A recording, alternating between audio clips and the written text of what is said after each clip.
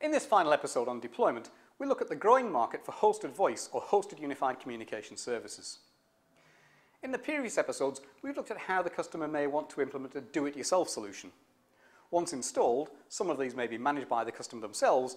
There's a growing number of service providers offering voice as a managed service.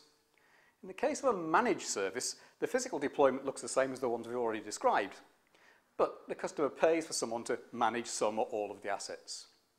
But here we'll talk about a different type of deployment for hosted services. So the objectives for this little session are to describe how each component part of a hosted service is deployed, identify the benefits of this type of deployment for the customer, and look at some of the practical issues that the customer might have in moving to this new hosted service. Don't forget that some of these issues could become the source of potential objections for you to handle.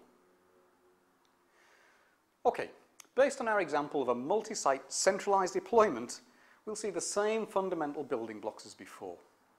The IP phones and the LAN, switches and the voice gateway on the customer site will all usually belong to the customer. The main difference is the call processing server and to a certain extent the applications. In the case of hosted unified communications services, the call processing server will be hosted and owned by the service provider. It will sit inside the service provider's network, usually in a highly secure facility and made available to customers on a rental per port or per service basis. It will be designed to be a highly resilient configuration with very high levels of capacity and bandwidth capability. Usually shared across a number of customers, although this will be totally transparent to the end users. In many respects, it forms the IP equivalent of a Centrex service.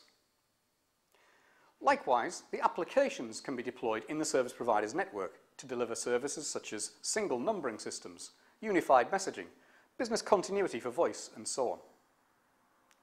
So, what does the customer get with this type of deployment?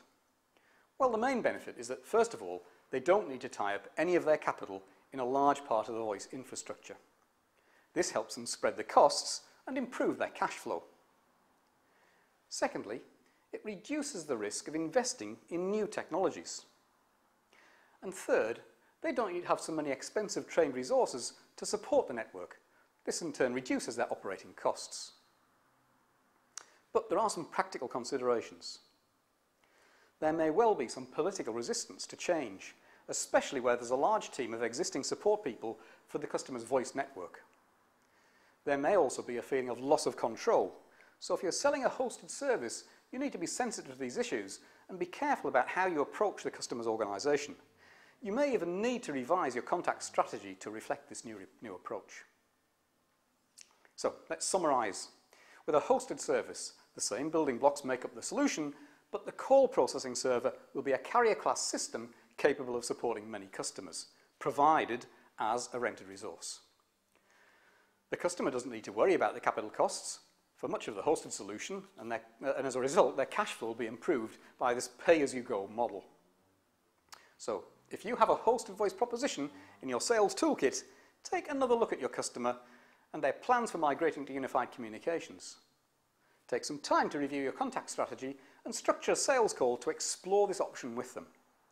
So good luck with your prospecting for hosted voice opportunities, and I'll see you again soon.